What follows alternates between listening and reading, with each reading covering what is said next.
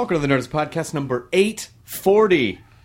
840 episodes, Katie Levine. That's a lot of episodes, That is Chris. so many episodes. We're coming up on 7 years. How many hours is that? I mean, some of them are like an hour and a half. Someone could figure it out, but you'd really have to go through and... Yeah. Because there's such a sliding time scale, Yeah. It's a shit ton of hours. I think Malcolm Gladwell would say that we are experts. But Malcolm Gladwell's 10,000 hours. I think we're we're at that. No, we're not. I can't do we're not. math. No, we're not. We would only be at we if we're lucky, we're at 1,500 hours. Really? Yeah. Yeah, because, an average of an hour, Yeah, okay. 840, Yeah. and, some are a little bit more, some are a little bit less. I failed math every year, so... Well, it's not important. You don't need it. I don't need to know. This episode brought to you by Audible.com. The leading audiobook publishers, broadcasters, entertainers, magazine, newspaper publishers they'll give you any of the information that you want in book form, but for your ears. You can catch up on all the hot new books you've been meaning to read on your daily commute when you're not listening to this podcast, for instance. You could go to Audible.com and download a book or some type of publication. Yes. Is there a book that you prefer? Yeah, Anna Kendrick, she came on... Scrappy Little Nobody? She read it. Oh, that's the best. She has it on there, so you can listen to her read her book. Listen to Anna Kendrick's Scrappy Little Nobody on Audible. Just for listeners of the podcast, free 30-day trial membership. Go to audible.com/Nerdist. Start your free trial today. Fill your ears with something informational and delightful and entertaining. Thanks for sponsoring this episode of the Nerdist Podcast. Katie, what's going on the old Nerdist community corkboard? I got a couple cool things for today. Jupiter Zerqua.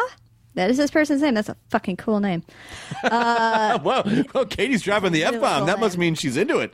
Their band, Stuffy Doll, they're releasing their debut EP today, and it's called The Retention Pound, and it's free / pay what you want. They wrote, recorded, mixed it themselves, and they're super excited to get it out there. It's 4 songs about lethal creatures, fragile young psyches, misplaced affection, and everything else that might lurk in the Florida swamps. You can find them on SoundCloud, Bandcamp, Instagram, Twitter, and it's all at Stuffy Doll Band. And so definitely check them out. And then this I really like. So this guy, Alan DeAnda, he recently went to the Art Science Gallery in Austin, and he saw a really cool exhibit on dinosaurs, and he just thought the whole place was really great. But while he was there, he found out that they're in danger of closing due to lack of funding. And right now they have a fundraiser going on to try to make money. And Do they know how much money they're trying to raise? I think it was $20,000. I looked at it. And When you started the story, I thought you were going to say, he went and noticed that the dinosaurs are endangered. Instead of endangered, but closing it, you're saying the dinosaurs are endangered. Yeah, they're endangered. The dinosaurs are endangered. Yeah, they're super endangered, They're you guys. super endangered creatures. Oh, and Spielberg killed that one, what was it, a Stegosaurus? Oh, that was so funny. So, how could he... People were so mad about that photo. Yeah, That just in was case anyone so listening funny. doesn't know, someone posted a picture of Spielberg with one of Triceratops. The Triceratops. Yeah. The Triceratops that Laura Dern examines from the original Jurassic Park. It was just him with the big robot that they used. And then they posted, like, I can't believe he killed this dinosaur. And Yeah. people were like, hey, that's fucking wrong. But it's yeah, the so- best. The so- comments, you got to read the comment thread on that. Is incredible. But this place sounds like a really great museum, and they have a lot of they have classes. You can have your parties there.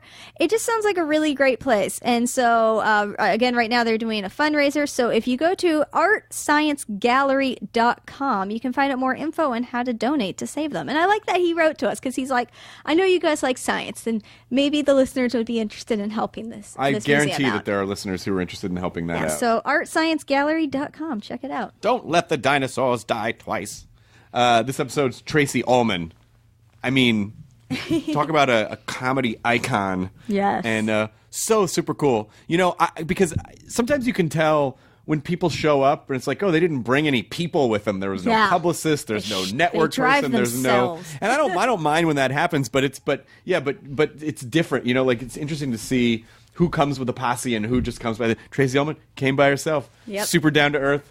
Super great person. Super hilarious. I mean, she's so inspiring, and she has a new show back on HBO. Tracey Ullman Show is Fridays at 11 p.m. You can see it on HBO or HBO Go, HBO Now. Definitely watch it. Support this human being. She is a global treasure, and what a wonderful conversation to have with her. So thank you to Tracey Ullman for coming on this episode, which was also brought to you by Stamps.com. Ah, Jesus. It's the holidays. We're which gonna is mail good. so much stuff. Which is good, but you got to be sending stuff to Yeah, people. gotta You know, send if you're actually presents. if you're sending presents and you're not having them shipped directly from Amazon or whatever your digital portal of choice is, you're gonna have to go to the post office yourself, and it sucks. So don't do it. Just print out the exact postage you need with Stamps.com. Avoid the post office.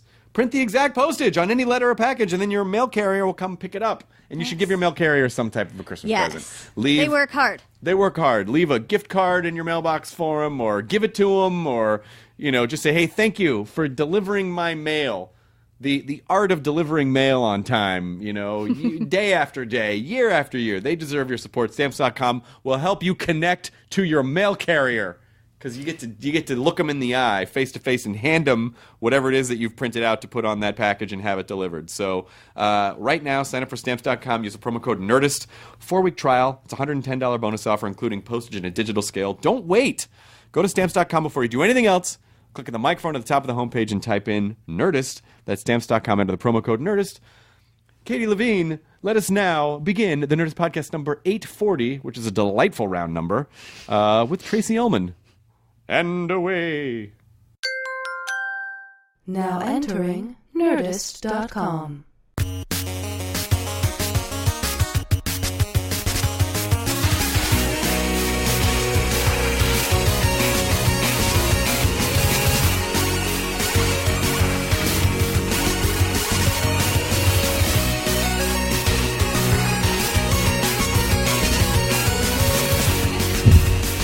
They're really good.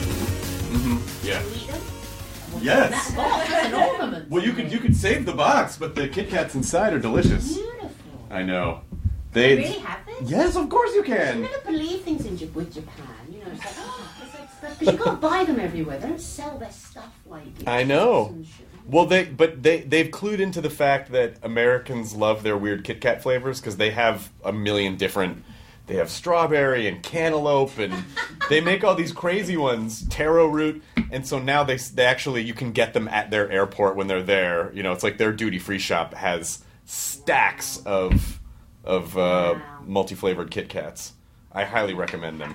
Thank you. Yes, please, of course. Dark chocolate. I'm a bit early, so. No, that's all right. Coffee, and I'm settling down. Your We were coffee, everything's good, but it's so looking so professional. it's so. Oh, Katie, yeah, Katie's being really professional. Katie is the most professional. Katie produces pretty much all of the podcasts that come out of our company, and I don't know how do you listen to scores of people drone on and on for hours about boring. things? How do you?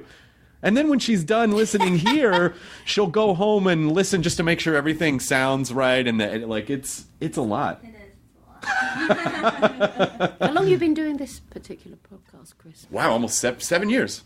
7 years. This is we're into almost the 900s of episodes. Wow. Yeah. It's a good one. You do really well with it. Oh, thanks. I like it. I like this, and I like. There's what's the other one I listened to? The Way We Were with Katrina. Somebody. What's that one? It's all about Hollywood, old Hollywood, The Blacklist, Joan Crawford, and she does all these That's things. amazing. But it's really good and well researched, and she's I like that one. Does she have guests on, or does she just sort of walk you through it's just her talking. the entire And time? then Joan Crawford said, "I won't sign that contract," and she does tries to do sort of acting as the character. It's very fun, but it's really brilliant. I like that one. What an amazing time. I can't decide if I would have wanted to be in entertainment in that era, or if it just feels like, what a strange... I mean, those people just lived in this weird studio system bubble and did not... I mean, it's so different now, but really just didn't interact with anyone outside that, it doesn't seem like. And they were protected It's fascinating. and too sheltered. But then when the system spat them out, there weren't... I feel like now people have so many options. There's so many options that you can do, because you can reach your audience directly. But at that time, there were just these entertainment regimes that controlled everything. Yeah. And there's the studio, probably. This was a TV studio. But yeah, there's all these... I do get fascinated by old Hollywood now. You're right, that old system, and people like Joan Crawford and how she got into it. And then Yeah, and they get to 33, and then, you know, I remember my old friend Jay Preston Allen, who used to work in Hollywood years ago, she said, we saw, like, an actress who was, like, 33, and we walked past her on the lot. This was, like, in the late 40s, and somebody said, she'd be good in the picture. She went, come on, look how old she is. She said, she's a real mercy hump. Oh, my God, that's terrible. She was 33, you know. That's terrible. Yeah. But But I would imagine the British entertainment, obviously run by the BBC, that's a completely different. What's the evolution? What was the evolution of that? Like, so if you're a young. We had a bit of a studio system in England. You had J. Arthur Rank, and you had, you know, Charlie Chaplin started there. I mean, well, and you had Alfred Hitchcock started there. You had Bray Studios and Elstree Studios, and you know, you had films being made there, and lots of wartime films. So we had a bit of a studio system, and then they would try and come here, but you know, we had a bit of that. But you blossomed out of this amazingly fertile British comedy soil. I mean, I watched everything. I mean, as much as, this is in the pre-internet era, as much British comedy starting in the 80s as I could. Because it was so different to anything we had here. It was such a wonderful, you know, the young ones, any of the. You worked with those. You worked with I knew all those guys, the comic strip, and I wasn't really in that group, Chris, because I was like a actress, and I came out of theatre, and I remember going to see them all in like 1981 in Soho, and Alexi Sale and Rick Mail and all the guys from the young ones, and Dawn French and Jennifer Saunders, who went on to do absolutely fabulous. And I remember seeing them in this seedy little strip club kind of theatre, and I remember Alexi Sale coming out and going, hello, we're alternative comedians. People say to me, what's an alternative comedian? And I say, fuck off, cunt. And it was just like, whoa. It was like punk. It was like punk movement. And then Don and Jennifer came out, and they pretended they were Americans visiting, and they were wearing kilts and tam o' shanners, and they talked about having cancer. Oh, God, we got cancer. And it was like 1981. You go, oh, this is really different and good. Because, you know, we had boring people on the TV, like, you know, it was exciting. And then, but I never felt like one of them, because I couldn't do stand-up. I wasn't a stand-up person. But then I did work with Dawn and Jennifer. We did a series together called Girls on Top with a girl called Ruby Wax.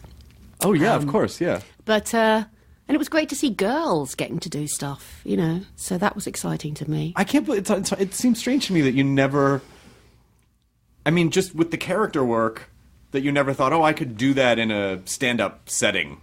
I didn't like stand-up. I mean, I liked that comic strip stuff. That was cool. But if I ever came to... I think I came to California in the early 80s, and I saw some stand-up somewhere. You know, was everybody talking about airlines? Right. Anybody just taking a flight? Yeah, bad, right? You get your... And I thought, is this what stand-up is? And there was a woman came out, and she went, hi, I just hit the big 4 orgasms in a night. Yeah. You know, it was that kind of rhythm. And right. Kind of just... I just thought, oh, Christ, is this you? Mm-hmm. It was talking about, you know, Tampax and airlines and how bad your parents were. And I don't know. If I'm a character, I can do it, but I don't want to stand up there as me. Right. And that timing and that... I mean, of course, there was extraordinary people. Like, then I heard Lenny Bruce. Right. And I'm like, oh, this is what it was really about, you know, and Stephen Wright and really weird people and really early Phyllis Diller and stuff. But I always like playing a character or being within a scene or writing something. And like early...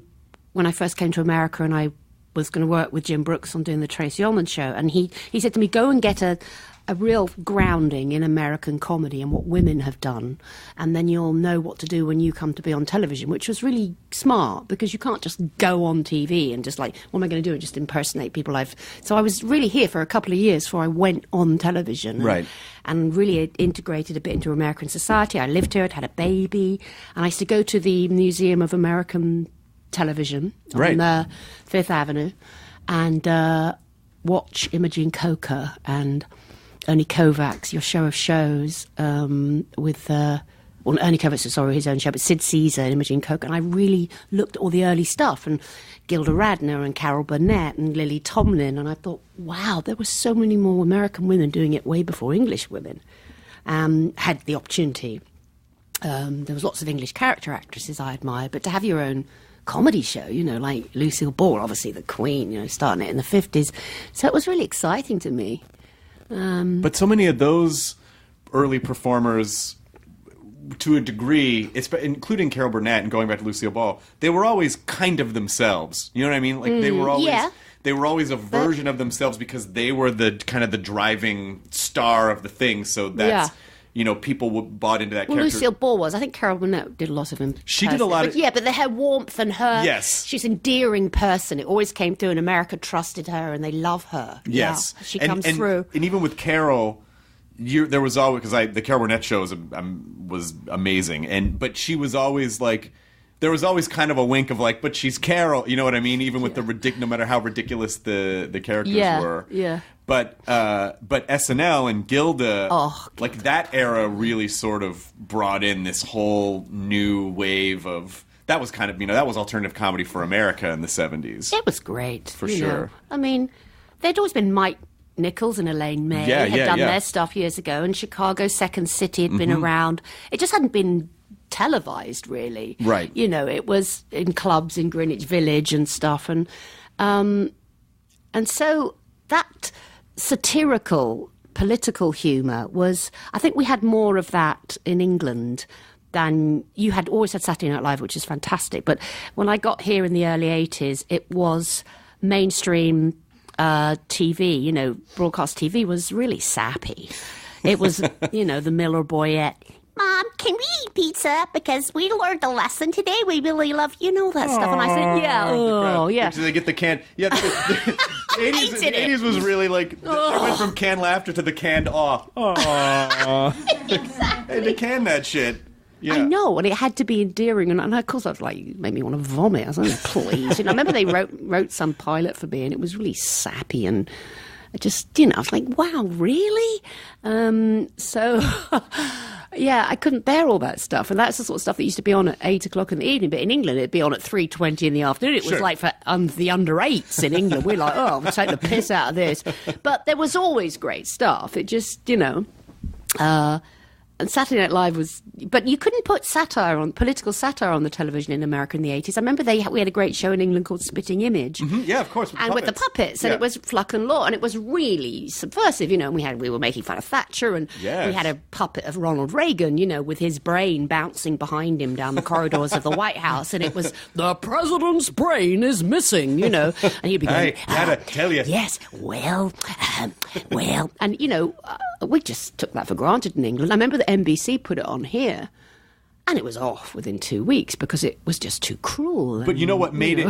But Genesis, the video for Land of Confusion, had all the spitting image puppets, and they had all that in there. And so there was a period of time in America where they were a thing because of that music video. Yeah. But yeah, I remember it wasn't around. No, and it was sanitized a bit, and it's NBC, it's hard, and I mean, I heard that years ago Johnny Carson made a joke about Ronald Reagan's hair and said, the president's decided to just go red, he's going to go grey. And Nancy Reagan rang the show and said, please don't be mean about Ronnie, he's such, and he went, okay, now, it's like, wow, it's free for all, isn't it? Did you ever audition for SNL? Was that ever on your docket? No. And I must admit, although I'd seen Gilda Radner and stuff, I think at that time, Chris, it wasn't the greatest show for a woman. Sure. After, it just went through a period of, till I think Tina Fey and Amy Poehler being a very type A male show. Yeah, because in the 80s, they had Julia Louis-Dreyfus on, and they barely used her. Exactly. And Norma Dunn and Nora Dunn and Jan Hooks. They had a tough time, those girls on that show at that time. They really did. And I wasn't a stand-up kind of wacky. I think I went to a party at Lorne Michaels once, and in his apartment in New York, and everybody was like, doing stand-up by his fridge at some party. It just seemed like, oh my God, it's like you really have to really try hard, don't you? That was the period where Chris Guest and Martin. Yep, they were on for that season. Yeah, they were on for that season, and I thought it was great. I just didn't think that it was great for girls, and I had my sort of thing going with Jim Brooks to do my own show and things, and I just thought, I think I'll be safer and do my thing there. I think they asked me a couple of times to host, and I wish I had. I just remember not having the time and being a bit scared, really, because it wasn't quite what I did, although I think it's fantastic, and I'm so glad we have it. And it's I think you would have destroyed. What are you talking about? Your character would have destroyed. Well, I never did it, but I do appreciate it. Was the very first time I saw you was the music video, the They Don't Know About Us music video. Mm-hmm. And then just kind of going, hey, she knows Paul McCartney. Like, what was the connection point to that? And so obviously I know you did theater, but did that kind of explode your career a bit in the States? Did that give you so how does that come about? You know, with your doing comedy, you're working with Jim Brooks, and you're doing theater. How does that happen? Well, I just I'd done a television series for the BBC in England. It was very Saturday night mainstream. Me and a black comedian called Lenny Henry and another guy called David Copperfield, and it was called Three of a Kind. It was pretty great. You know, we did all sort of, you know, Saturday night family stuff, but we also put in some bits we really wanted to do and weird stuff that I was trying to do at that time, you know, just being strange Ken Loach kind of improvisational characters who lived in flats with fungus and their husband in prison. You know, this like realistic stuff that I used to like to do, and the BBC would go, it's a bit mad, isn't it? But it's sort of well, why don't you do more traffic warden jokes? I'd say, I don't know, I want to do something a little weird, or I want to be men. And they'd, really? Want to be a man? Why? And of course the BBC was run by 5 men in bow ties at that time who had worked, you know, who'd been in the Second World War, so it was a bit of a strange environment. But you have to sell jokes to them? You have to you had to and they would, I'd say, right, I'll do this show, but I'm not doing any traffic warden jokes. I'm not wearing a bikini, because that was like Benny Hill. I'm not going to be the butt of any sexual jokes for the men. I said, but you're not going to want me to wear a bikini because I'm flat-chested, right? And they'd go, what? Whoa, I don't know about that. We can get something in wardrobe. But it was, Jesus. You know, it was odd. It was a man's world, you know. It was. No, but I had a great producer, Paul Jackson, who produced The Young Ones. Mm-hmm. And he found a crop of us young people in the 80s, and he said, listen, I'll take you into the BBC, I'll take you to channel, just do whatever you want, I'll protect you, which is kind of what Lorne Michaels did with everybody. And that's what you need. You need these great people that you can get under their wings and, like, you know, take you on there, like James L. Brooks. And he's like, we can do this show and I'll protect you against, you know, we won't let anyone in the studio doors, and we'll, you know, so they take a chance on you and they give you this great environment. That's what you need. So from that fame of being on a BBC One show on a Saturday night, I just kind of tried anything. I remember being, you know, I liked singing. I remember being at my hairdresser's once, and this girl leant over and said, my husband runs a record company called Stiff. And I knew it was a really cool label, you know, with Elvis Costello and Devo and the great T-shirt she was wearing, which I really wanted one. It said, if it ain't stiff, it ain't worth a fuck. And I said, will you come and talk to him about making a record? I said, yeah, if you give me one of those T-shirts. And she said, all right. So I went to see this very cool label, and God knows what they took me on. You know, they had Madness and Devo and Lena Lovitch, and I was like... Nick Lowe and Rockpile and Dave Evans. They used to do all my backing tracks, and Kirsty MacColl. And I was with this fabulous group of people, and I felt like a bit of a, you know, I mean, I wasn't the real deal, but I was fun, and I sang into my hairbrush, and I made funny videos, and it kind of worked. But I didn't think it was a long-term thing. And then were you completely surprised when that exploded? Yeah, well, it did. I you know... It was fun. I had a couple of hit albums in Europe. I buzzed around Europe for a couple of years and did the MTV, you know, at the start of that, those sort of shows that were in Germany. It was called Musikladen. Yeah. It was very funny. Tracey Ullman singing. Very funny. You're crazy. I did all these crazy shows, and sell records. And I mean, I was number one in Norway for 2 months for selling like 8,000 records, I think, you know. So I used to go to Norway. Hello, Norway! And then they released They Don't Know in America, and it got to number 8, I think, on the Billboard charts. And that was really exciting to come to America. And then MTV had me be a VJ. I was terrible. I think I just did it for like a month, like filling in for Martha and Alan and JJ and all those people. I mean, really silly.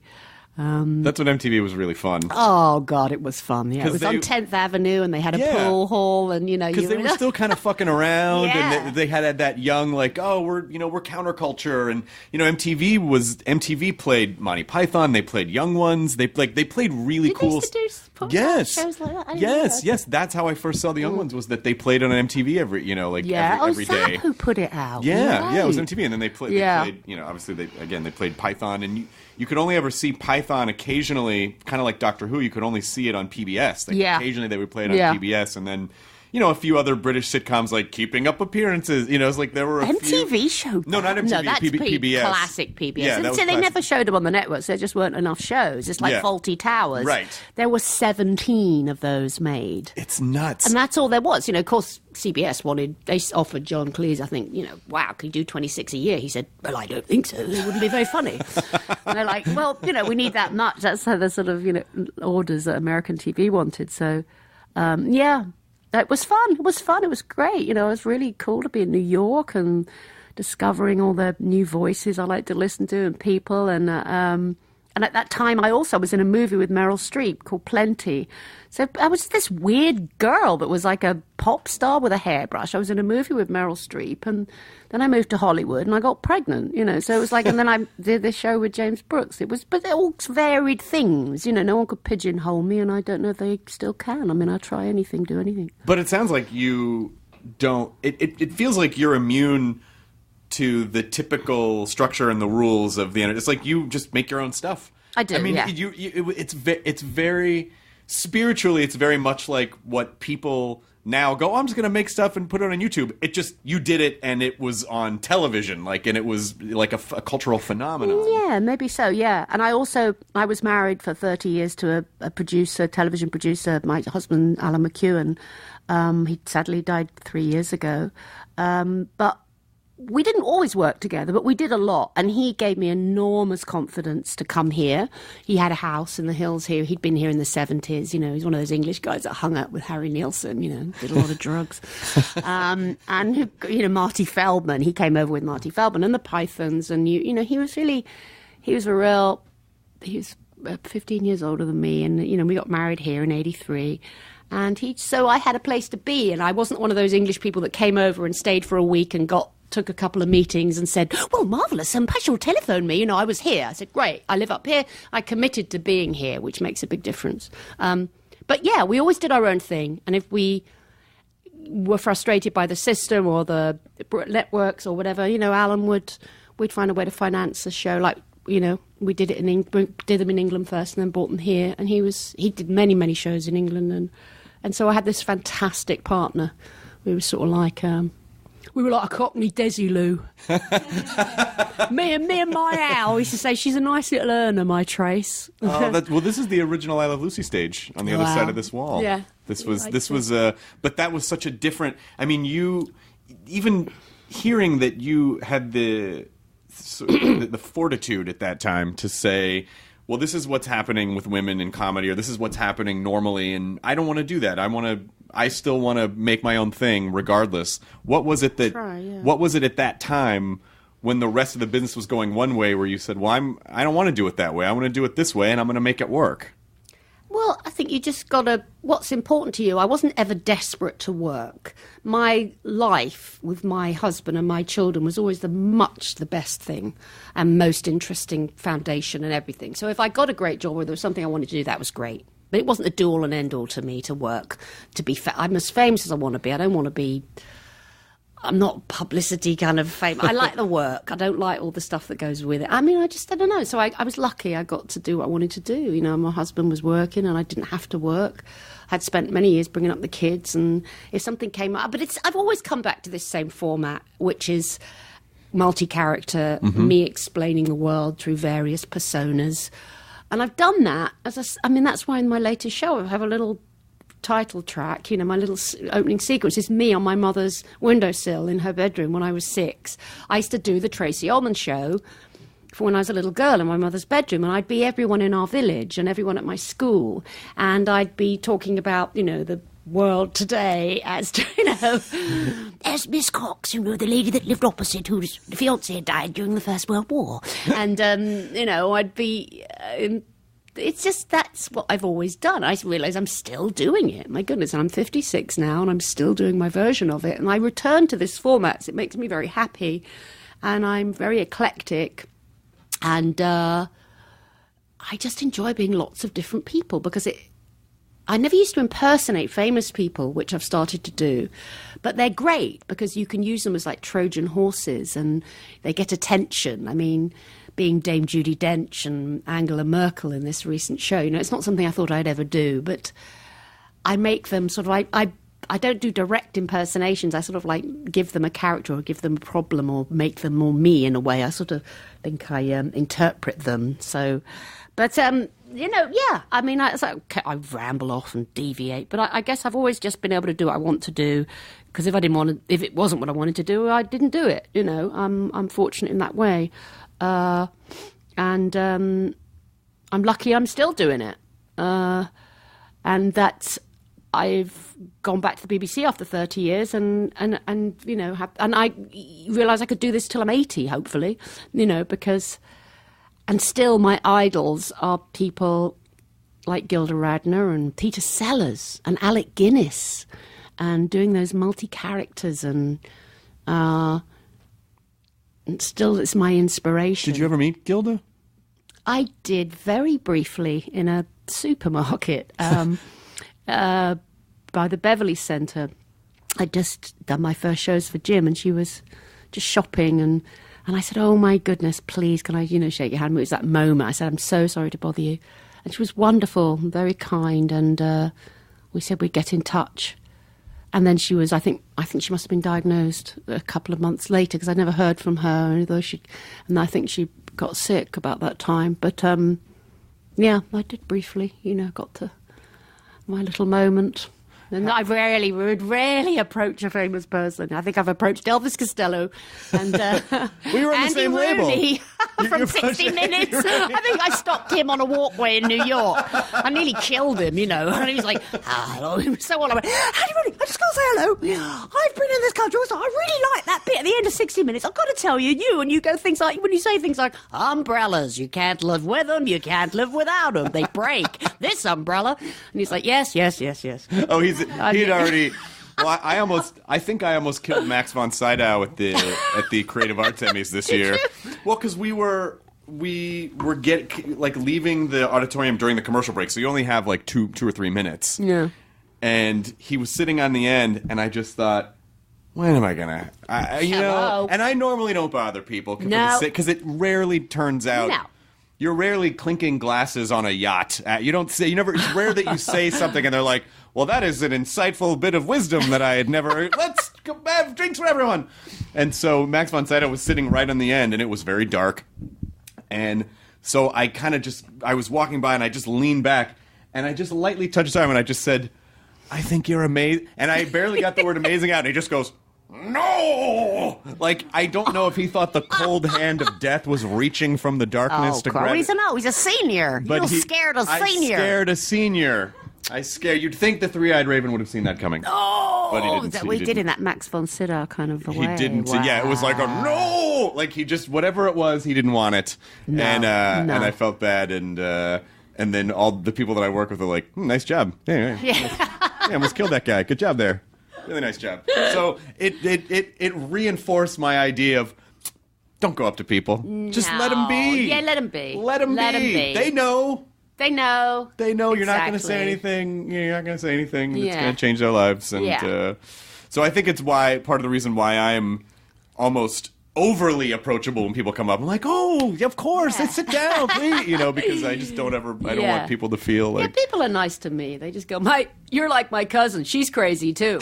I just get. Thank you. I'm always look like somebody. People tell me I look like you. And you think, oh, God. So many people say that to me.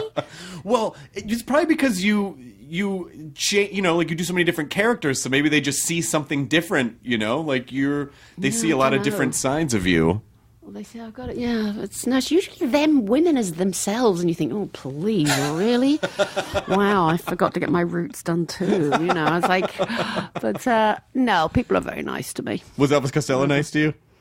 Yeah, because I kind of knew him from years ago being at Stiff, but I didn't care. I had to say hello to Elvis Costello, and he was eating split pea soup, so there was an opener. How's your soup, Elvis? Is very good now. Is very good. Give us blue pill. Every day I write the book. Every day I eat the soup.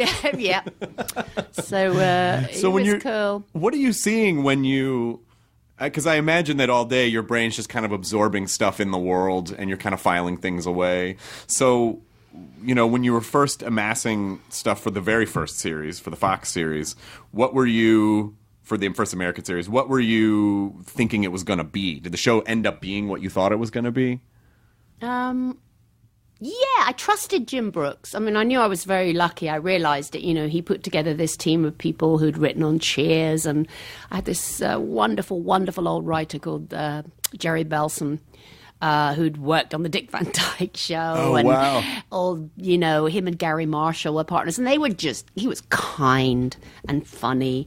And I warmed to him immediately. And he was the nice one where I was working really hard. He'd say, "Leave her alone, Jimmy. She's tired," And he was one of those funny writers that if you said you didn't like a joke in the room, he'd go, "What is this, Nazi Russia?" He was one of those older guys. He always had the funniest kind of lines and that put upon kind of, I know my tombstone's going to say, "I did it their way."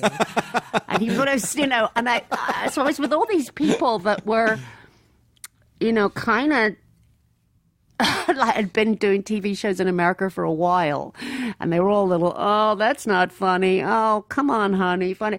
And I was like this little Pollyanna English girl. It was sort of funny. I just knew that I had enormous energy and I'd try anything. And then they began to realize that they could really just throw anything at me, and see if I could do it. Would I do a trapeze sketch one week? Yeah.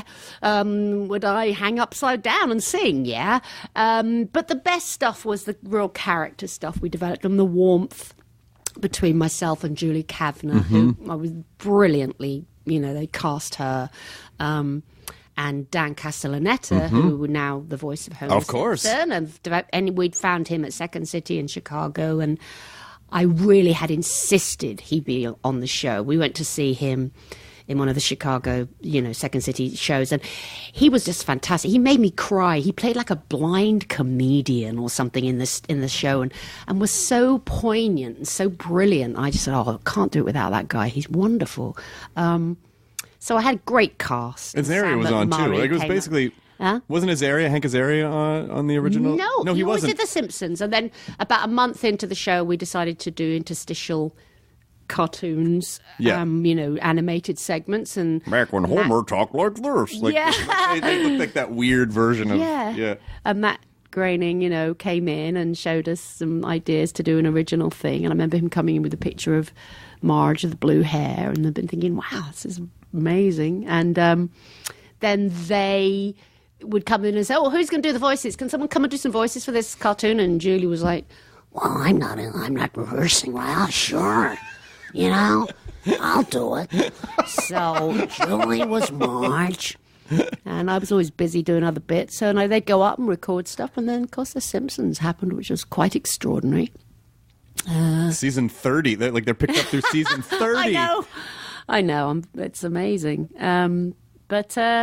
No, we just developed this show. We had all these turntables that had all these sets, so we could put 3 sets on each turntable, and we just, they would ask me if I had some characters I'd like to do, or voices I'd heard, or people that I wanted to impersonate, and I would just come in with stories and thoughts, and they would, get put into sketches, but I had wonderful writers and it was like doing a pilot every week. I think we did 37 shows the first year. I nearly died. Oh my God. Well, but it was crazy. The show was cool. Especially at that time when you talk about all the other sappy shit that was on television at that time. It really was cool. Even the fact that you would meet with Matt Groening. Matt basically just did these underground comics. I used to see him in my alternative newspaper, Life in Hell. It's how do they know about this guy? Well, Heidi Perlman knew about him. She was very cool, one of the writers on the show. But Jim was just so open to all that stuff, and Sam Simon, and just great people around me. And Fox was new. And they didn't have anything to lose. They were taking risks. And they very, very much wanted Jim to do a show. And he was very successful and he could call the shots. And then they did other good stuff. I mean, Married with Children, that was one of the first Fox shows. And that was pretty great. Yeah. So it was and I was a girl that no one had heard of on a network that didn't exist. So, we had a chance to really just do what we wanted to do. When you finished that show, did you feel like when you finish something like that, do you need to take a break for a while to get your head back together? It was sad to end it, but it was exhausting, and it was I think we did it for like nearly 4 years, but it was a real home. It was really great to go in just try something new every week. But you do run a little low, and then to wait a few years and come back and do HBO Tracey Takes On show, which yet again it's multi-character. But I'd had time to live and go in the outside world and observe people and store up on what was going on in the world again. Yeah, you do. And I spent some time in England and travelling. I always got out of LA whenever I could. I don't want to be in that showbiz bubble, right? Or bubbles. I'd always get out and about because I thought it was very important. Yeah, it feels like just from what I'm gathering, from what you're saying, it feels like the way to be immune to all the shit that comes out of this system here is to just not really care about all the stuff that powers it. You didn't care about being famous. You didn't care about the money. You just cared about the work. And I guess if you just care about that, then there isn't really a way to be sucked into the undertow. Not too much, no. I mean, just, I was very, very lucky. I had a wonderful marriage and children and just a really great home to go home to and to be supported in. And it's just so important, it was. And I was curious about so much else. And you have to keep that. You have to be a person too, as well as an actor. I know it sounds a bit cool, but, some people are just obsessed with the business and I don't know. Well, it's up to them, but I don't think I was ever that way. And still the work matters so much to me. And Julie Kavanagh too. I mean, God, she was just obsessed with the work and how good it was. And, she's a sort of pretty reclusive person. And she was we were just all felt that way. I always loved her. I love Rhoda's weird sister. I know. And Dan said to her when he first met her, he went, I remember when you were on the show and you said you were lonely and you wanted like a boyfriend. I wrote into the show. So sweet. Yeah, Brenda said, I'd like a guy. And he said, I wrote to the network and said, if she needs a boyfriend, I would like to volunteer. That's so sweet. Yeah. That's so sweet. Well, how do you stay connected to, because when people start to become successful, I feel like they get very comfortable and there's sort of a cushion between, I want to live in my comfort bubble here. So how do you particularly... Sure, listen, I mean, I'm very comfortable. I'm bloody hell. I mean, I came from Hackbridge. I had a fish and chip shop and a sewer works where I grew up. So I'm thrilled to be a bit comfortable, Chris. Don't get me wrong. No, but how do you stay connected to the world and not fall into the trappings of...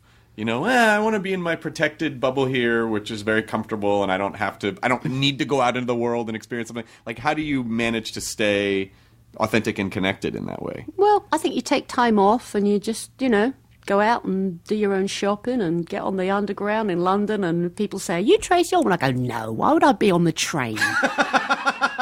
Don't be stupid. Just say that, They always think you're going to drive around and have assistants and yoga teachers and act like an arsehole, and I don't know. And it's like, you just got to keep it real, haven't you? What do you want? I don't like a lot of fuss. Boy, I'll tell you.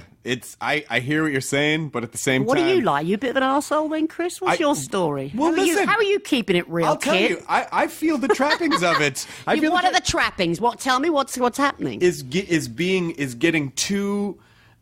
getting too comfortable in your own bubble and not challenging yourself because you're like, God, it's all too much work, or I can send someone to get that, or I don't have to. You know what I mean? It's like, it's because you got kids? No, not yet. Well, I just got married, so. Oh, that's good. Yeah. Well, wait till you have a child. You won't think of yourself so much. Well, look at, he's got his little wedding ring on. Oh, that's the nice. wedding ring on. Thank you. Cool one. Thank you. This is a strip of dinosaur bone. This is a meteorite, and that's really an antler. Yeah. Wow. Who Yeah. made that for you? Just a guy. The internet. I just went onto the internet and I was like, I saw meteorite rings and How do you know it's authentic dinosaur bone? It's a guy on the internet. I Chris, I'm a know. little concerned here. all What's that this matters- guy's name and where is all he? that matters is the story. Has your wife got one too? No, her ring. She didn't go for the dinosaur. She didn't bone. go for the dinosaur ring. Okay. She got a nice ring. But her engagement ring was her grandmother's ring, which is an insane ring. So that didn't really. When I asked her mom permission to marry her daughter, she was like, "Okay," and I'm going to give her grandmother's ring. I was like, "Well, that sounds nice." So so that'll work. Where's out she well. from? Connecticut. But her So mom she's lives in New York. The rest of her family. Is she an lives in New York. actress, your wife? She is now, yeah, she is now. But she's great. But I went on and found a guy who meteorite, dinosaur, and you're right, I really don't know. But I'm going to keep telling myself that that's what it is because it makes no one ever. Where are questions you it. from? Tennessee. Do you go back to see your family? And do you go back to that environment? Well, and stuff? my dad passed away in 2013, and I haven't been back to Memphis since. Because it just, I don't know. My stepmom still lives there, and my dad has a business there still. But it just feels weird. It just feels weird to go back. Yeah. When he's not there. I know I will at some point. But you were there for a big part of your life, so you weren't For a chunk of it, a Hollywood kid or anything like that. No. But it's just that there's so much struggle and there's so much rejection and there's so much, get down and stay down, In America? Yeah, Wow, exactly. See, everyone's Well- told they're special here. I know In California, Everyone the gets a participation self-esteem award. state. What, you mean no one's paying attention to me right now? I don't That's the problem. understand. Well, you're from Tennessee. That's good. I wasn't given any, I wasn't told I was special or that I was talented or that, I could do anything I wanted to do. And I think that stays with you all your life, It's like when my kids went to school here at various parts in their life, and they were like, you're special. And they'd come home and we go, no, you're not. We're just me and my husband Alan from Hackney. We go, no, you're not. They go, but they told us we were special. No, you're not. They're lying You've got to to you. earn it to They're be lying to you. special. My teachers hug me. Don't let them hug you. We'll hug you. In England, my teachers don't hug me. Good. We were just always I love America. I'm an American now, but that optimism and that energy and the excitement and all the wonderful stuff here. But there's a commonsensical English thing, and we don't have great self-esteem that remains in you and maybe keeps you a bit humble or keeps it a bit What do you think real. that is? It's the class system. It's Because I feel like you're shaped. Because I feel like English culture, if you try to be like, well, I'm very special, then the English culture is like, kick you in the fuck head, mate. you. Fuck Yeah, you. yeah. Oh, yeah. Yeah. It's like that. Exactly. If you say, here, if you go, I'm doing this, they go, oh, that's great, good for you. In England, they go, how did you do that? It's like how David Blaine suspended himself in a glass cube above the that Thames, was and then people were hitting golf balls at it. Sure, Yeah, that was 'cause- a really wanky thing to do. You can't do things like that in England. People were below showing them their dicks and like, oh, you wanker, get out of there. That is a really stupid thing to do in England. Yeah. Because no one's going to admire you. They're just going to take the piss and throw Oh my God! Well, throw burgers at you. the first time I ever did stand up in London was at a pub. Did you? And it was brutal. It was great, but it was brutal because the person introduced me. This next comedian's from Hollywood, and everyone was like, "Fuck off, cunt!" Like I just heard this wall of the word, this wall of cunt, really offensive, just from yeah. the back. Yeah, Cunt. sure, And it didn't- sure. At that point, it didn't really matter what I said, but it No. was a fun. It was like a steeplechase. It makes you feel like you're alive. Yeah. But it was really fun. We're not. We're tough. We're tough on ourselves. So that sort of participation award culture has not leaked over there yet, or Your special stuff? No, we have a few life coaches. Oh, you God, No, not too much. There's a lot of self-revelation of type shows, which I never thought would happen in England. Started about 10 years ago, those DNA shows, and they're talking about your personal life stuff, which I couldn't believe was happening in England. Yeah, I do like a drink. I think I'm an alcoholic, and you go, oh, what, they're saying that in public? And,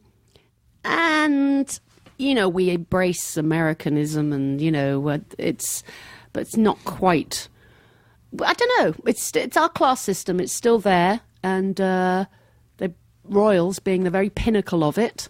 I was sort of a working class girl. My husband was a working class guy, and his dad was like very much, why do we pay them millions of pounds to be better than us, about the royal family? And you're just very aware of your class in England, and when you open your mouth, you know where you're from, what you can aspire to, where you've come from, what you can... And it's just still prevalent, I think. Yeah.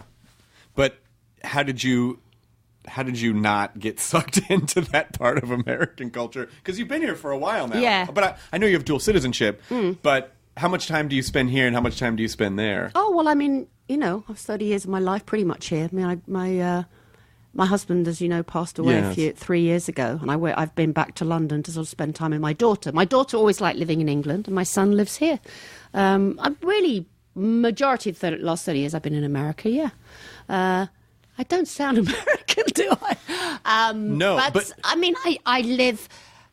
simply, and I like to work, and I think Los Angeles is a fantastic place to work. There's a great working community, and there's a side of LA that people don't understand. As maybe you know, that you go to work, you get stuff done, you come here to instigate what you want to do, and you do it. If you want to go off and be photographed every night and take part in openings of things, and there's that public side too, but it's not always like that, and it upsets me when people come from England and make documentaries and they go straight to Muscle Beach and where they paint dogs' toenails gold and where they're putting collagen from people's asses into their lips, and they think that's Los Angeles, and it kind of upsets me because there is a really great working, artistic, there's a great music scene here. We have great radio stations. We have great, art galleries and food, and it's a very cosmopolitan city compared to when I first moved here. Right.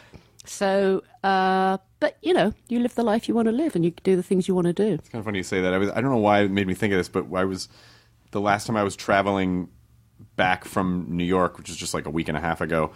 I feel like we were talking to like the gate agent or something, and we were just talking about like paparazzi at the airport or whatever, and they go, yeah, they just, they'll wait by baggage, and then she just threw in this thing that made me laugh. She goes, well, of course, if you're the Kardashians, you let them know you're going to be there. And I was like, oh, that's right. It's all engineered, it's also if that's what they want to do, let them do it, It's what it's I guess. I do think we're so obsessed with the idea of attention in this country at any cost. Yeah, it's just like, it doesn't matter what kind of attention, it's just like the naughty kid. Oh, well, you're not giving me attention. Well, I'll do that. Hi, just knock that over. How about now? How somebody just got elected president. Yeah. So and everyone's attention span is just so tiny now. I mean, it used to be a 3-week news cycle. Now it became a week. And then it was 36 hours and 36 minutes, and God knows what it is now, Oh, my God. Well, yeah, because we're being so... Everything is so analyzed to the point of... Do we really need to dissect that thing that much, or you're just trying to fill a quota of... I got to get 10 stories up today because that's what gets this thing traffic, and it's like exhausting. That side of the commerce, I think, is poisoning the kind of philosophical and spiritual nature of the world, because people are seeing all this stuff. It's like, oh, well, I'm looking so far into whatever it is that's happening here instead of just living my life. Instead of just enjoying my life or being around, it's just it's too much. Exhausting. I mean, listening to the news when you get back to America, it's coming up, a report from Mosul, and a nasty sort of editor, unlimited shrimp. Everything's unlimited this, unlimited that, everything's unlimited, but there's especially unlimited shrimp. And you go, oh, calm down.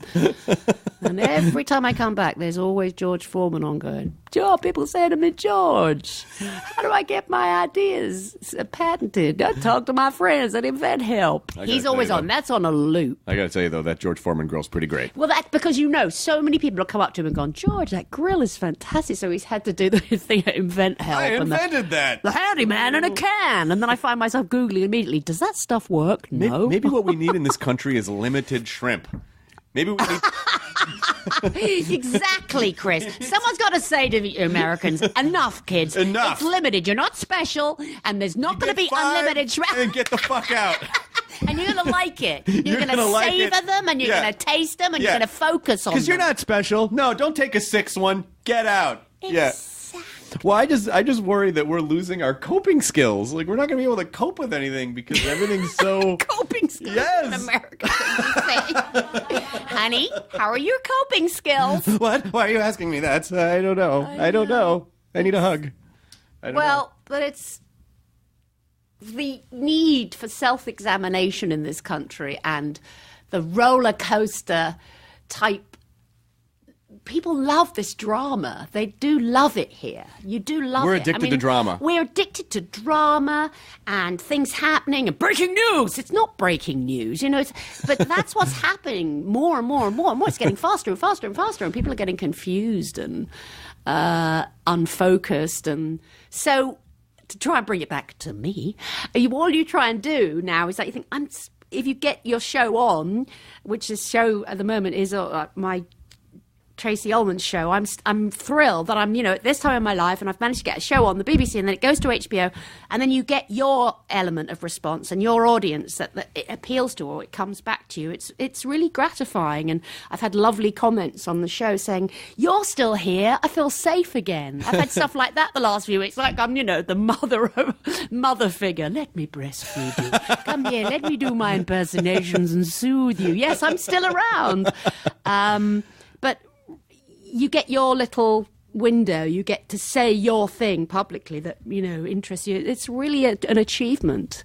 And to do it in a way that keeps your integrity or in a way that you're enjoying I'm really, really proud and really lucky to have that. It's a privilege still. And I mean that. I'm not being humble. It's like a privilege to be asked by the BBC at this time to get to do your bit. And it's exciting. So what was different for you about this show? Like, what was it that you felt like, in the evolution of all the different shows, the iterations of the shows, what was it particularly about this one that you felt like, I really have something to say and this is what I want to say? I wanted to say something about global hubs, that Britain is this, when I started the show 2 years ago, a global hub. New York's a global hub. Singapore's a global hub. It's globalism. It's like, people come into England every day. They get thrown out, they get asked to stay, they get smuggled in. It was all these things like Calais, immigrants coming in under camper vans. I was seeing all these stories and how we're this multi-ethnic melting pot and how fast and England had become. And I love, there's female leaders like Angela Merkel. I wanted to be Angela Merkel. I liked when she's speaking to, everybody trying to do her English, and she was from East Germany originally. And you say, I want to be Angela Merkel. And people are like, why? But I do. And she's become such a bit of a star on my show. And then I have Angela singing. And so I wanted to interpret. And of course, I wanted to have Americans visit. And because I'm this hybrid, I wanted this people coming in and out of England. And that was an exciting premise for me. And I found a lot of writers who had been working on Veep in America, who were English, but were working in America and England. And so therefore we had that same team writing in a room kind of dynamic. And, it was time to talk again and how I felt about the world and finding characters and doing a character called Kay, who I've been doing for 30 years. Yes, of course. Who lives with Mother. Mother's 103 now. She's marvellous, Chris. She really is. I don't know when she's going to die. I'm still a virgin, but mustn't crumble. And to think that, she's still with me all these years. I think she is a part of me. And she was somebody that I worked in a bank when I was 17. And, she was the kind of woman that wore a pen round her neck and had things on her desk like, you don't have to be mad to work here, but it helps. That, and you think, oh, bless her. And she would keep sanitary napkins and stamps in her desk drawer because... And I said, why does she do that? I said to one of the girls who works there, and she says, because she knows that other girls will come up to her and borrow things from her and she can talk to them. Oh. And that just kills me, the sadness of people and the loneliness. So I'm still doing Kay all these years. And now I've got Kay back in England again, which is pretty great. So I want to be those people again. And I keep Kay's wig with me wherever I go, whatever country I've lived in. And it sounds really tragic, doesn't this, guys? How sad is this? And it's like she starts speaking to me again every few years. Shall we do a show? Thanks for doing it all again. I don't know, Kay, I'll have to try and raise the money and, oh, we'll do it. It'll be marvellous. Mother's still alive, We can make fun of her again. All right, Kay, we'll do it then. I'm still a virgin. Yes, we know you're a virgin, Kay. That's what's funny about you, Kay. You're her best friend. I'm a best friend. I remember her calling me the real Kay when I first moved to LA. And I had to talk to her about my bank balance. She went, hello, Miss Ullman. How's Hollywood? Does she have any idea? No. I said, you ever been here, Kay? No, but Mother loves Joan Crawford. So, every few years I want to be Kay, and it makes me happy. And I get out and I do it. And, if it makes other people happy, great. So I'll keep doing it. And what would you say to people who want to make their own thing or have something in them and maybe they haven't quite figured out what it is, or how do they, just advice about perseverance or advice about making your own thing? How? Because I think no is a very powerful word. You said no. It sounded like you said no to things that you didn't really feel passionate about. And I think we're conditioned to well, you got to work no matter what. You just got to get in there. You got to work. So how do you find that balance, or how, what would you tell people who want to essentially make the thing the way that they feel like it should be done? Well, if you can write yourself, do it. Because, and especially if you're an odd-looking bird like me, no one was going to call up, I had to make my own stuff, really. I had to... I wasn't a conventional-looking girl. If you can write, do your own thing. And there's so many more ways to do it now. I mean, there's so many more ways to get noticed now, YouTube and, digital platforms. And there's so many more people to sell things to.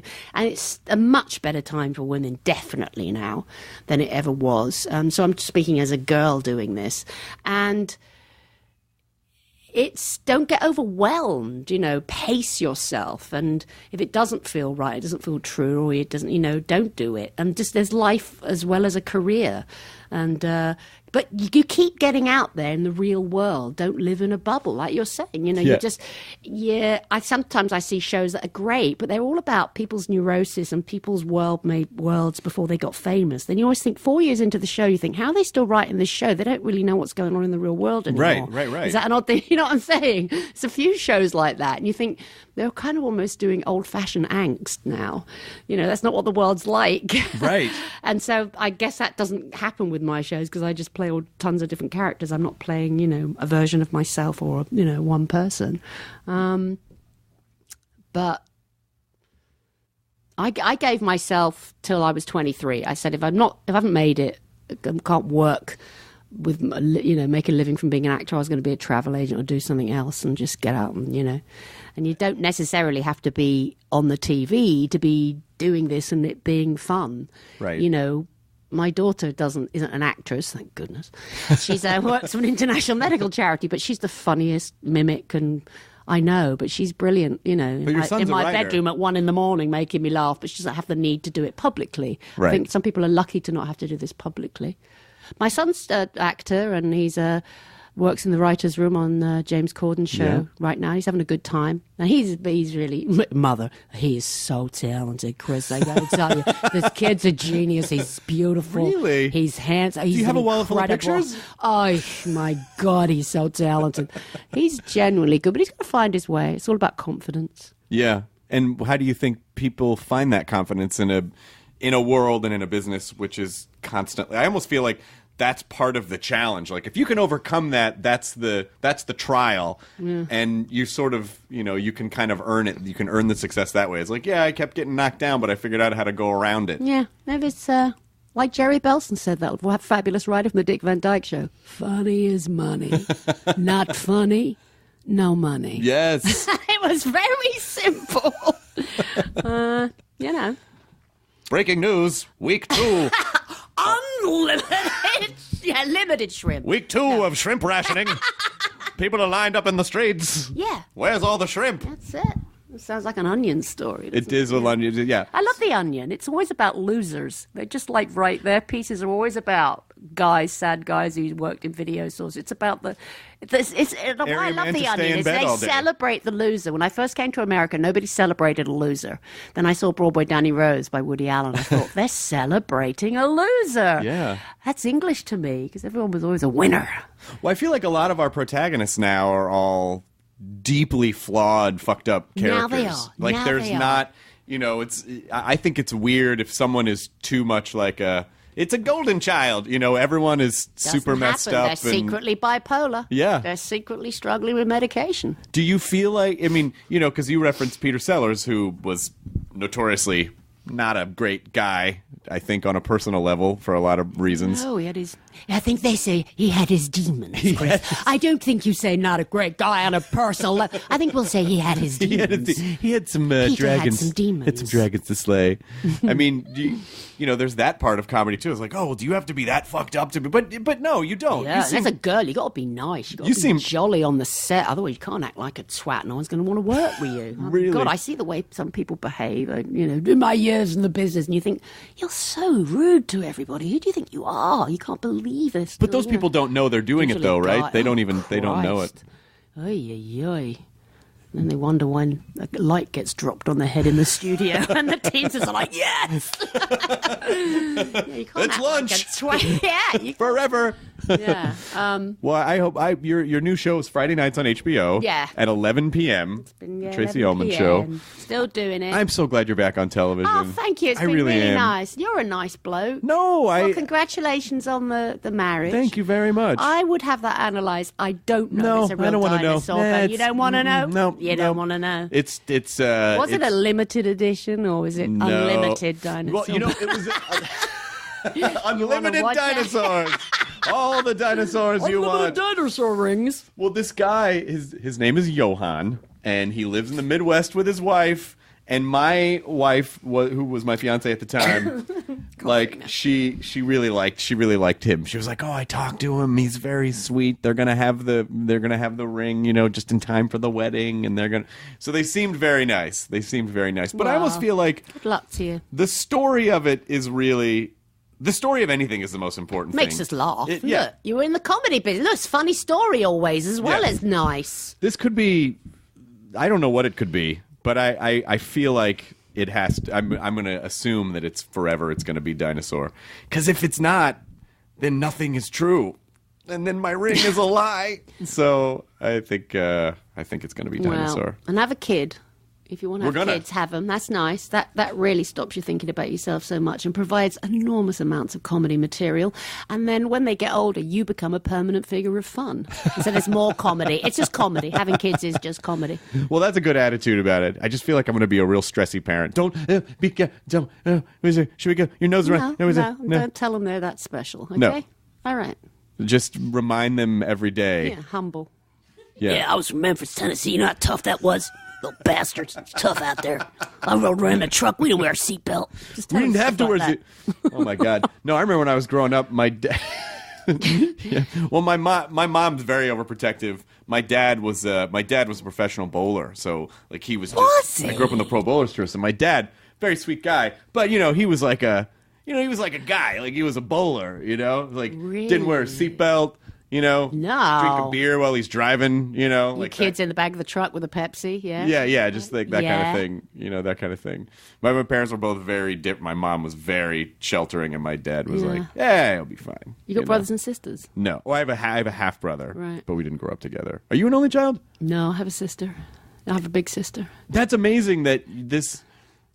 Because what you do feels like, oh, that's an only child. That's someone who is entertaining themselves. Push back the furniture. Tracy's going to do a show. Oh, shit. No, I had a big sister. It was the Patty Ullman Show. I was a spin-off of her show. Really? She used to allow me to be on her show. Yeah, I'm like the Simpsons from my sister's show. Yeah, she was the big bossy sister. That's amazing. Yeah. Are you guys still close? Oh, yeah. Oh, that's good. That's really nice. Mm-hmm. I don't know how often you're in Los Angeles. Anytime you want to come back on, yeah, we'll see what's going on. Come on and shoot the shit. Shoot the shit. Yeah. Talk about stuff. Yeah, we'll see how you're doing with the marriage. Get some shrimp. And that. Yeah, we'll get some shrimp. I'm going to go get some shrimp now. I feel like we have to go get shrimp at some point. I feel like we have to. It's been lovely to talk to you. We have to find some unlimited shrimp. Why Thank do you call this show the Nerdist? Do you consider yourself a nerd? Well, I mean, it was a significant part of my entire life. It was nerd culture. Oh, really? And it was never, when I was growing up, it was, I mean, now it's like a cool thing to say, like, oh, I'm a nerd, I'm into nerdy stuff. I see people say it all the time. Yeah. And I even get called out. People are like, you're not a real nerd. That's the new insult. When I was growing up, it was, you're a nerd. That was an insult. Now the insult is not a real nerd. So that's how I know that it's all come about. But yeah, when I was growing up, proto-nerd culture was not glamorous or fun. Or it was sort of assigned to you because you were into weird, obscure things that, computing, video games. My son was like, they comedy. think he was nerdy because he liked British comedy shows, yeah. But the nerds were the boys that went, like did, that would video game noises. Those were all my friends. The time. Those are my friends. Shut up. We had to entertain ourselves. Yeah. We had to entertain ourselves. Yeah, but chess club trips and Latin club and it was pretty real. It was pretty real. But now, oh, bless him. Now it's such an aesthetic, like before it was really, and now you can sort of, I mean, look, you could just have this Star Wars wallpaper and be like, look how nerdy, so I don't know if it means the same thing anymore. No, it doesn't. You're right. It's definitely become diluted, and I'm probably responsible for a lot of that, and I'm sorry, but, for me, it was all about trying to be accepted and be into stuff and not be ashamed of it, so that's part of why. Yeah. And I think with the sort of philosophical underpinning of our show is really just about getting really granular and human about things, which I think is kind of nerdy. So that's why you wouldn't come on. Some people in the beginning were like, well, I don't play video games, I can't come on. I'm like, no, it's not about that. It's just about just talking about you, know. You're a retro nerd. Retro. Yeah, then now it's like the Big Bang Theory and the Revenge of the Nerds. You're a nerd way before. You were a loser a long time ago, Chris Hardwick. That's hipsterism right there. I was a nerd before it was cool. Exactly. Oh, now you're a hipster. Shut up. No, you are. Yeah. All right. Well, that's all right. But I hope you had a good time. And I did. I'm excited about your show. Thank you very much. And please have wonderful holidays. I will. Coming up. Did you celebrate our Thanksgiving holiday? Yeah, I'm American. I love Thanksgiving. I love it. I really like. Do you cook a big meal? Yeah, we had a great time. We all go around the table and give thanks and be very sort of... I used to have a Thanksgiving dinner for all my British friends every year here, and it was really funny getting in to go around the table and go, hello, I'm Simon. I'm a bit embarrassed, but it's really nice to be here. I'm thankful for, anyway, thanks very much. And then by the next year, they'd be like, oh, I can't wait to talk about how I feel this year, and they began to get more and more emotional every year. But I love Thanksgiving. No presents. It's great. Yeah, no present. Yeah, well, present season coming up. Oh, boy, is it coming up. Gotta get those presents. They waved it in that bloody diamond store and the flipping cars. If you really love her, get her a car. If you really love her, get her a car. If you really love someone, you would make them the present yourself and spend some time on it and make it special. Yeah, you go like a real nerd. Yeah, exactly. Yeah. Exactly. Yeah. All right. That's the end. Enjoy your burrito, everyone. Oh, I feel like you should... Did we ever turn the machine on, by the way? No. Or we've got to start talking now? Oh, yeah, we got to start. Thank you very much. This was just us talking. And now, go home. Go home. A blast from the past. Go home. Go home. I never knew how to end the show, so I just went, go home. And then Fox said, it's a little aggressive. We're a little concerned. Our marketing department, Jim Brooks, said, leave her alone. If she wants to say go home, she can say go home. That was the magic. That was the magic. You had the Jim Brooks armor. I had the Jim Brooks. Everyone needs a Jim Brooks. Yeah, we Get do. a Jim Brooks this Christmas for you. If you loved her, you'd get her a Jim Brooks. Thank you. Now leaving Nerdist.com. Enjoy your burrito. This episode of the Nerdist Podcast, I'm very excited about this one, brought to you by Pete Holmes, Faces and Sounds, an HBO comedy special. Pete Holmes is blowing up big time, you guys. He's got the show with Judd Apatow. He's got this comedy special. He is on fire. So please support Pete. Also listen to Pete's podcast, You Made It Weird, which is on the Nerdist Network. And Pete Holmes, Faces and Sounds. And, Pete is a comedy force. And you need to see him live if you've never seen him live. And this is a great intro into Pete Holmes if you watch this comedy special. So check it out, the premiere of Pete Holmes' Faces and Sounds, Saturday, December 3rd, only on HBO.